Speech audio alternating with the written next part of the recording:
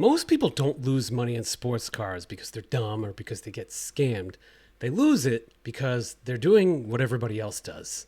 And this is a problem. I'm going to walk you through some ways to not lose money if you're a noob. And I bet some of you intermediate collectors out there can maybe learn something from this, because even to this day, I learn things from people and I still make mistakes. And when I was new, I made a ton. Before I even get into this, the first thing I'm going to say to you is to never, ever, ever do a deal off of eBay. If you start exchanging with somebody that you don't know, other than the fact that they're on eBay and have a screen name, and they want to take that deal off eBay with a trade or something like that, don't do it. I'm going to tell you something that happened to me. It actually turned into almost like a $500,000 asset, but I was scammed. Scammed is a strong word. I'm going to tell you that story about halfway through the video because you guys can learn a lot from it, but do not ever do that unless you know the person in real life, like you've met them at a card show or something like that. That's okay. All right, so what are some things that cost new collectors money? One is assuming the grade means liquidity. I caught myself, in 2020, 2021. I didn't understand the pop counts and the variance of like Luka rookies and things like that. And it was amazing. Like if you got a PSA 10, it almost didn't matter because there were more 10s than 9s. And that still applies today. Like make sure somebody actually wants your card. Like if you grade something with the intent to sell, have you actually put feelers out there for somebody to say like, yeah, I'm interested in that at X price? I bet most of you haven't. I still do this to this day. If I'm like working on some kind of like autograph project, I might start another 1980 triple auto project and may sell it or whatever. But I have to think to myself, like, I should probably put a poll out there or ask my buddy or go to a card show and ask around. Ask if they want the card, and then you'll know if it's liquid, because you don't want to do something that I did. I just slabbed a bunch of Celtics cards in the beginning because that's what I liked. Not everybody wants a PSA 8 rookie Tatum Prism. You know what I mean? It's probably worth like less than the amount I paid to grade it. I've got so many cards in my closet that are worth less than the amount it costs to grade just because I was like, oh, he signed it at a game. I want to slab it up. I mean, I'll just keep them. It's fine. But if you're going to go for a grade on something, make sure that there's an end game. All right, another big one people mess up is buying at the peak of emotion. Although it backfired on me. When Shohei Ohtani was going to enter his first home run derby, I was at a card show at Card Vault card show in Boston. And I mean, gosh, I don't even want to, if I had a time machine, the prices of the cards were like a tenth of what they are now. But I thought he was overhyped at the time because of the timing. There is some truth to that, okay? NBA cards typically go up as the season crescendos. The All-Star break is typically the peak for NBA cards. MLB, the All-Star break is typically the peak for them, but there's another bump in the playoffs depending on what players do. So you always want to make sure you're aware of these cycles with buying cards, and the cycles do revolve around the seasons for current players. Obviously, if they're retired, it's different. However, if the NBA is booming, you may see an effect on Kareem cards or Wilt Chamberlain cards or Jordan cards. So there is something there, but always think about the cyclical nature of sports. And to be fair, usually you should be a buyer in the off season. That is like a rule of thumb. It's not perfect, but in most cases, you're going to get the better deals on a baseball card in January or an NBA card in like, I don't know, we'll call it late August, something like that. It's just how it is. Same thing with hockey, with other sports. Less attention, less buyers, less numbers on eBay, less interest.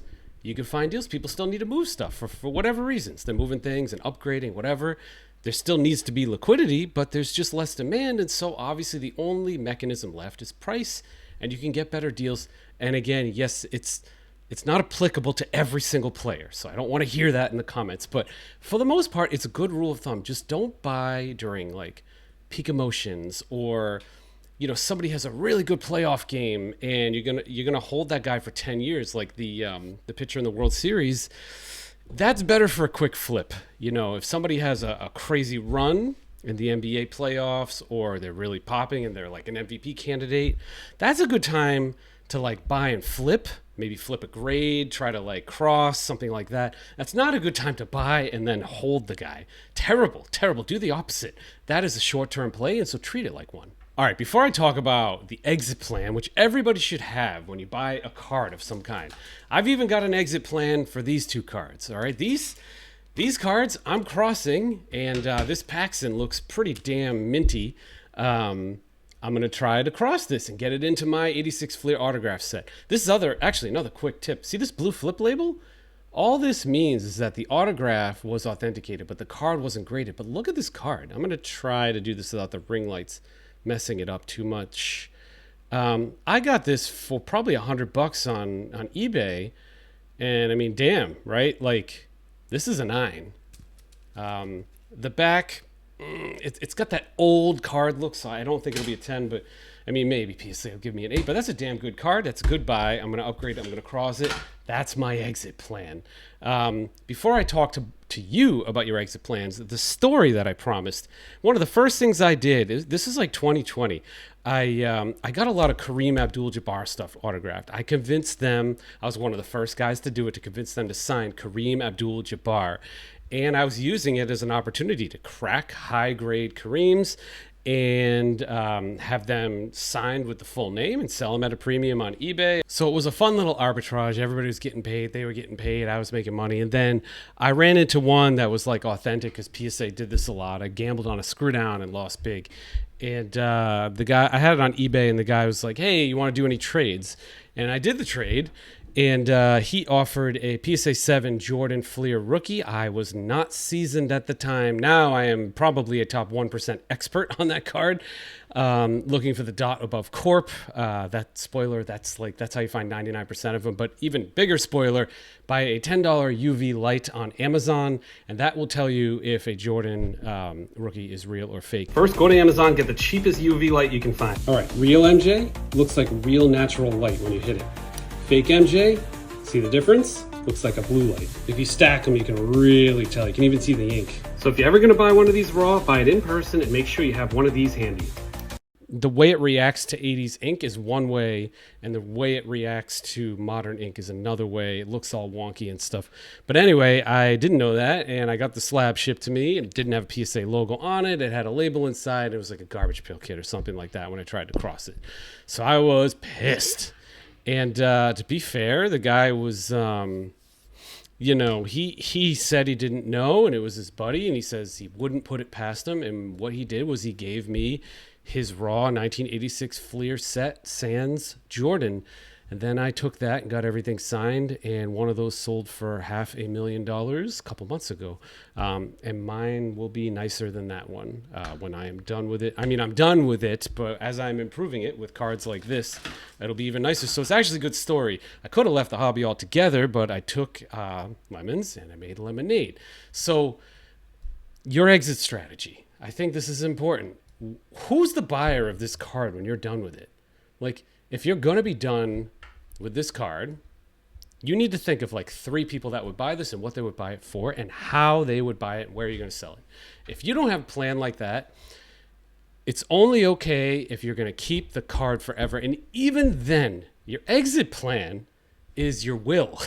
Or like, talk to your kids. I have 2 children. You know, I have a Pokemon first edition Shadowless set. I have the 86 Fleer set, some other stuff.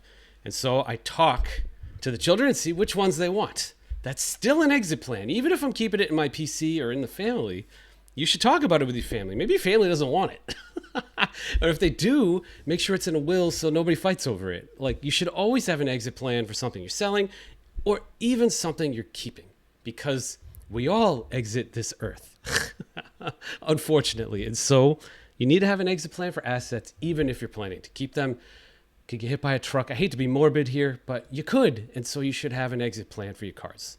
Oh, another big one is friction costs. This is rough. You don't realize how much grading costs, how much shipping costs, how much insurance costs. I mean, if you're selling like expensive stuff, insurance can get up there. Auction fees, taxes, your time. I like doing TTM because it's relaxing for me. It's like knitting a sweater or something like that. I like kind of taking the cards and setting things up so the player can sign it perfectly. And, it's like a nice hobby, but man, some of the selling costs time. And that's much more valuable than money. Much, much more. So this stuff can add up. And all of a sudden that thing looked like you were going to make a profit on it and you're in a loss. Whether it's $100, $1,000, or $10,000, some of the grading fees scale as you go, So just be aware of friction. Confusing collecting with investing. Collecting is great, and investing is great too. Flipping is also great, but mixing them is when you get hurt. Like, it's okay to overpay for joy, the same way I would go to the Eagles' last concert ever on earth, or the last Black Sabbath concert ever played. You're going to overpay for that because there's a wow factor and there's joy involved and you're paying for the experience. It's similar with cards. You may really want that 52 mantle and you're willing to overpay because you're going to have it on your desk. You're really, really going to enjoy it, and that's cool. The problem is if you start to mix in investing, it's not okay to expect returns on purchases that are done out of joy. That's all I have to say. So make sure you know which is which. Which one is joy and collecting, which one is flipping and investing. Sometimes they can be both, but then it becomes painful. For an example for me was the 1969 NBA Topps autographed set. That was a joy, although, man, I don't know. Looking back, it was not a joy. It was really hard to get all 99 of those cards signed because more than half of the guys are dead. So it was brutal, absolutely brutal. And the ones that are alive are not doing well health-wise, unfortunately. So that was a terrible set to put together, but it was a joy. And now it's going to become an investment when it's up for auction in January at Golden. I'm sure it will sell for more than what I have into it because I used my TTM skills for it. Things can change. Something you could buy for joy could become an investment. You may want something as an investment. Say, man, I really like this. I'm going to keep it forever now. Just be aware. That's all. All right, let's close this down. So my final message here is you can still love this hobby and be smart about money at the same time. You just have to be honest with yourself about why you're buying. Always have a plan. Hopefully this one helped. Please subscribe. I'm growing fast and I'm enjoying this. I'm going to keep them coming probably every couple of days. Thanks, everyone.